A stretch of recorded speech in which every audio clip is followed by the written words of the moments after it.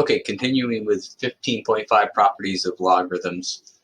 I left these properties up here for you, and for these three problems here, we're going to write these as a single logarithm.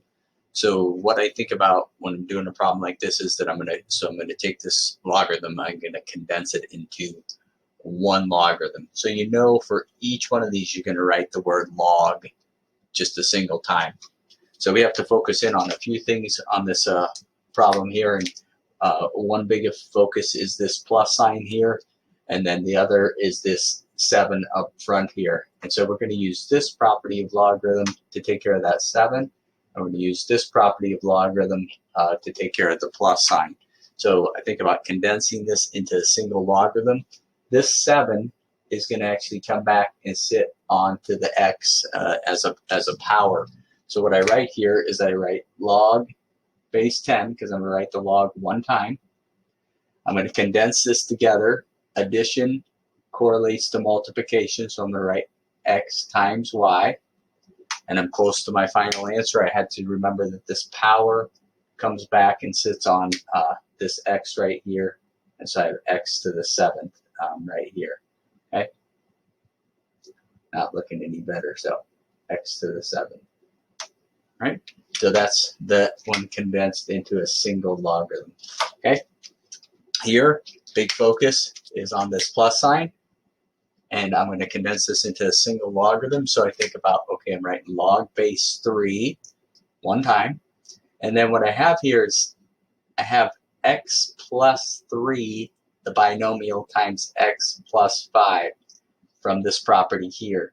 So what this is an okay answer, but often they'll want you to multiply this out, because we should know how to multiply this using FOIL or the extension of the distributive property. So I write log base 3 of x squared plus 8x plus 15 once you take care of all this multiplication here. Okay. Next up, we have 3 logarithms here, but we know we're going to condense that into a single logarithm. So I'm going to write the word log base 5 one time, and we notice they're all base 5. And then this 3 up front is something I'm going to focus on, this subtraction sign and this subtraction sign. Okay, so this I know is going to come back and sit on the 7. Now, since there's subtraction involved, I know there's going to be division involved. So I'm going to put my division sign here. Okay, and then these are the ones that are involved with subtraction. So these are the ones that are going to be on the bottom of the fraction. So I'm going to have x and 7 on the bottom of the fraction here. And, you know, thinking about that, I don't want to write x7. You know, we never really see that. So I'm going to write 7x.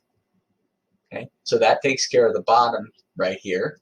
And then the top, we have 7 to the 3rd.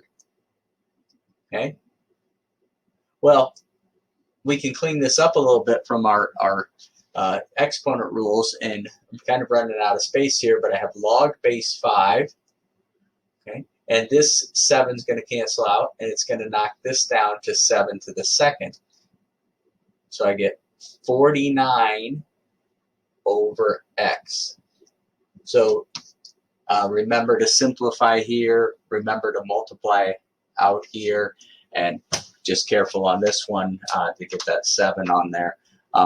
You might also see, just to wrap this up here, you might also see for an answer on this one, someone write log of x to the 7th y and leave off this 10 here.